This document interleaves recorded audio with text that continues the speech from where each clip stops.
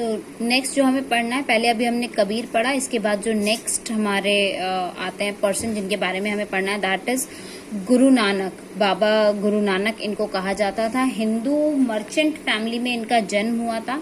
इनका जो life time दिखाया जाता है दैट इज 1469 से 1539 तक।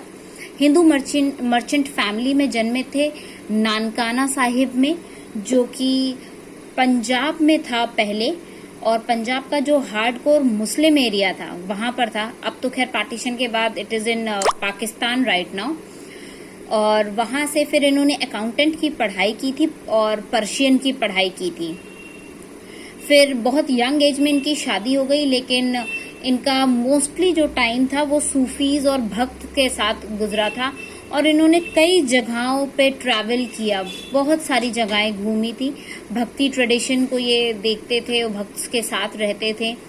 जो बाबा गुरु नानक साहिब ने जो अपने मैसेजेस दिए वो अपने हाइम्स या अपनी टीचिंग्स के माध्यम से दिए। वो टीचिंग्स दिया करते थे जैसे गुरु लोग अपनी टीचिंग्स देते हैं। और इन्होंने जो फॉर्म ऑफ भक्ति चुना दैट वाज निर्गुण भक्ति। जो इनका फॉर्म था भक्ति का दैट वाज निर्गुण भक्ति। और इन्होंने इसके अलावा दूसरी प्रैक्टिसेस को एकदम मना किया, अवॉइड करने के लिए बोला।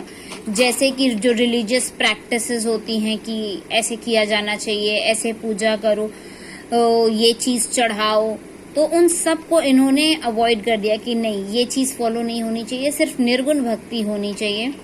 उन्होंने सेक्रीफाइसेस को अवॉइड किया, रिजेक्ट कर दिया इस कॉन्सेप्ट को कि सेक्रीफाइसेस होने चाहिए, या रिचुअल बाथ्स भी नहीं होनी चाहिए, या कोई इमेज भी नहीं होनी चाहिए। हाउ कैन यू से कि शिव जी ऐसे दिखते हैं, राम जी ऐसे दिखते हैं, तो कोई इमेज नहीं होनी चाहिए। जो उनके ऑस्टेरिटीज या बिलीव्स थे वो, और जो उनके स्क्रिप्चर्स थे वो हिंदू और मुस्लिम्स दोनों से मैच नहीं खाते थे। जो उनके बिलीव्स थे हिंदू और मुस्लिम्स दोनों से ही बिलीव नहीं खाते थे। कुछ कुछ पॉइंट्स मिलते थे। गुरु नानक साहब के लिए जो एब्सोल्यूट या जो अल्टीमेट भगवान थे दैट वाज रब। उनका कोई जेंडर नहीं था, आप उनको कैटेगराइज नहीं कर सकते ये मेल थे या फीमेल थे। उन्होंने एक सिंपल तरीका बताया कनेक्शन का कि आप किस तरीके से भगवान के साथ कनेक्ट कर सकते हो, कि बार बार गुरु का नाम सिमरो, बार बार उनको रिमेम्बर करो, उनका नाम लो, और अपने भगवान को, अपने अल्टीमेट जो आपकी पार है उसका नाम लो, बार बार नाम लो, उसी से आप कनेक्ट कर लोगे। उन चीजों को कहा गया शब्द से, गुरु नाम सिमरे, गुरु नाम सिमरे। तो मतलब अपना, आपके जो गुरु हैं, आपके जो लीड हैं, जो आपको पाथ दिखा रहे हैं, उनका नाम सिमरो। तो इसको पंजाबी में शब्द कहा जाता है, जो कि इस रीजन की लोकल लैंग्वेज भी थी। नानकाना साहब की जो लोकल लैंग्वेज थी वो पंजाबी थी, तो इन्होंने ये जो शब्द भी कहे वो पंजाबी में ही कहे। बाबा गुरु नानक जो थे वो अपनी कॉम्पोजिशंस को गाया करते थे रागाज में। आज भी हम गुरुद्वारों में गाने के फॉर्म में इनको सुन सकते हैं। जबकि जो उनके अटेंडेंट थे मर्दाना, वो रबाब बजाया करते थे। तो उनके अटेंडेंट थे मर्दाना नाम था, वो रबाब बजाते थे। बाबा गुरु नानक ने अपने जो फॉलोअर्स थे उनकी एक कम्युनिटी बनाई, कुछ रूल्स बनाए, जिससे कि संगत कहा जाता है, कि जो उनके बिलीवर्स या फॉलोअर्स हैं वो मिलके एक पर्टिकुलर फॉर्म ऑफ गवर्नमेंट कह रही हूँ, sorry, particular form of community बना के उस तरीके से फिर पूजा करते हैं, जिसको संगत कहा जाता है, जिसमें एक साथ लोग इकट्ठा होके पूरी राइम को या पाठ को गाते हैं या पढ़ते हैं। इसको संगत कहते हैं। और इन्होंने अपने एक डिसाइपल को अपॉइंट करके रखा था, उनका नाम था अंगद, जो कि उनका सक्सेसर बनता। वो एक उनका डिसाइपल था जिसमें उन्होंने कहा था कि मेरे बाद अब तुम ये काम आगे कंटिन्यू करोगे to succeed him as the preceptor guru, कि अब बाबा गुरु नानक के बाद अंगद गुरुदेव जी बनेंगे और उनकी जो प्रैक्टिसेस हैं उनको फॉलो करेंगे, और 200 इयर्स तक ऑलमोस्ट ये ऐसे ही चलेगा। अगले, so it appears that Baba Guru Nanak did not wish to establish a new religion. This is the most important thing कि गुरु नानक देव जी ने एक नया रिलीजन बनाने के लिए कभी नहीं कहा कि आप एक नया रिलीजन बना लो ऑल टुगेदर मेरी प्रैक्टिसेस को लेके। लेकिन उनकी डेथ के बाद उनकी खुद की जो प्रैक्टिस जो वो किया करते थे, जिस तरीके से लाइफ जिया करते थे, उन्होंने उसको उन प्रैक्टिसेस को हिंदूज और मुस्लिम्स दोनों से सेपरेट कर दिया। क्योंकि ना हिंदूज वैसे रहते थे, ना वो प्रैक्टिस करते थे, ना मुस्लिम्स का रहन सहन या पूजा पाठ का तरीका वैसा था। तो उनका रहन सहन, उनका बिलीफ एकदम अलग था हिंदूज और मुस्लिम से। इसीलिए ये निकल कर एक नया रिलीजन सिखिज्म बनकर आया। जो इनके 5th परसेप्टर रहे, 5वें जो गुरु रहे, दैट वाज गुरु अर्जन सिंह, जिन्होंने बाबा गुरु नानक की जितनी भी हाइम्स थी और उनके जो 4 सक्सेसर्स थे, 4 गुरु आ चुके थे, पहले गुरु नानक देव जी, फिर अंगद जी, और तीसरे और चौथे का नाम पता नहीं है, और फिर 5वें जब गुरु अर्जन सिंह जी आए, तो गुरु अर्जन सिंह जी ने जितने भी उनकी हाइम्स थी उनको कंपाइल किया, और उनके जो 4 सक्सेसर्स थे और जो दूसरे रिलीजियस पोइट्स थे, जैसे अभी हमने पीछे पढ़ा था कि बाबा फरीद ने जो लिखा था उसको भी गुरु नानक साहिब में रखा गया है, गुरु ग्रंथ साहिब में रखा गया है। तो बाबा फरीद, रविदास या रविदास को रायदास भी कहा जाता है, और कबीर कबीर जो आदि ग्रंथ साहिब वाला जो सेक्शन है कबीर का, अभी हमने कबीर में पढ़ा था कि उनके 3 टाइप के सेक्शंस हैं। तीनों को इतना ऑपोजिशन है तीनों में कि तीनों को एक साथ नहीं रखा जा सकता, कॉन्क्लूड नहीं किया जा सकता कि ये किसमें बिलीव करते थे। तो कबीर का जो आदि ग्रंथ साहिब वाला कलेक्शन है वो रविदास जी का कलेक्शन, बाबा फरीद का कलेक्शन, गुरु नानक साहब जी के जो हाइम्स थे उनका कलेक्शन, बाकी के जो सक्सेसर 4 गुरु रहे उनका कलेक्शन, सारा कुछ एक साथ मिला के गुरु ग्रंथ साहिब को कंपाइल किया गया। और ये जो हाइम्स हैं इनको गुरबानी कहा जाता है, और ये अलग अलग लैंग्वेजेस में गाई जाती हैं। ये जो गुरबानी है अलग अलग लैंग्वेजेस में गाई जाती हैं। और लेट 17th सेंचुरी में जब 10वें गुरु गोविंद सिंह जी आए, तो ये कब आए थे? 17th सेंचुरी में गुरु गोविंद सिंह जी आए थे। तो उन्होंने 9th गुरु जो गुरु तेग बहादुर जी थे उनकी भी कॉम्पोजिशंस को इनकॉर्पोरेट किया गुरु ग्रंथ साहिब में।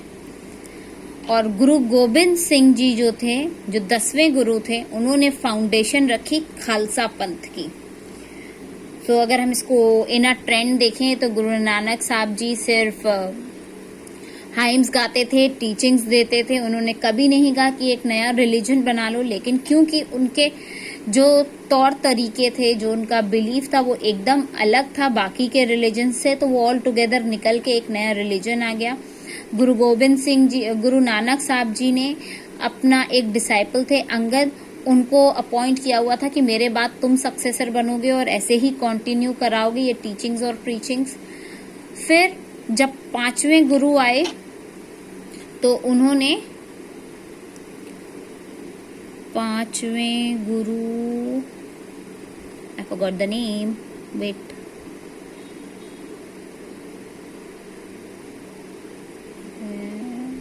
Muslims 5th president guru Arjan Singh ji. तो जब 5वें गुरु आए गुरु अर्जन सिंह जी, सो उन्होंने सारा कुछ कंपाइल किया। 4 गुरुओं ने भी जो बोला था, रविदास जी ने, बाबा फरीद ने, कबीर दास जी का जो कलेक्शन था वो सब इनकॉर्पोरेट करके गुरु ग्रंथ साहिब बनाया। फिर ओवर द टाइम धीमे धीमे करके जो नेक्स्ट गुरु आते थे वो पिछले गुरु का सारा कुछ उसमें इनकॉर्पोरेट कर देते थे गुरु ग्रंथ साहिब में। तो जिस तरीके से अब 10th गुरु आए, उन्होंने जो 9th गुरु थे गुरु तेग बहादुर, उनका कलेक्शन भी गुरु ग्रंथ साहिब में एड ऑन कर दिया। गुरु गोबिंद सिंह जो 10वें गुरु थे, उन्होंने खालसा पंथ यानी कि आर्मी ऑफ द प्योर का इनॉग्रेशन किया, फाउंडेशन रखा और इसके 5 सिंबल्स को आइडेंटिफाई किया। 9th गुरु के टाइम तक ये खालसा पंथ नहीं था, ये पंज प्यारे वाला सिस्टम नहीं था, ये 5 सिंबल्स जो उनके रहते हैं सिख के, वो नहीं था। ये 10वें गुरु गुरु गोबिंद सिंह जी ने किया है कि 5 सिंबल होना चाहिए, अनकट हेयर, एक dagger, a pair of shorts, a comb and a steel bangle.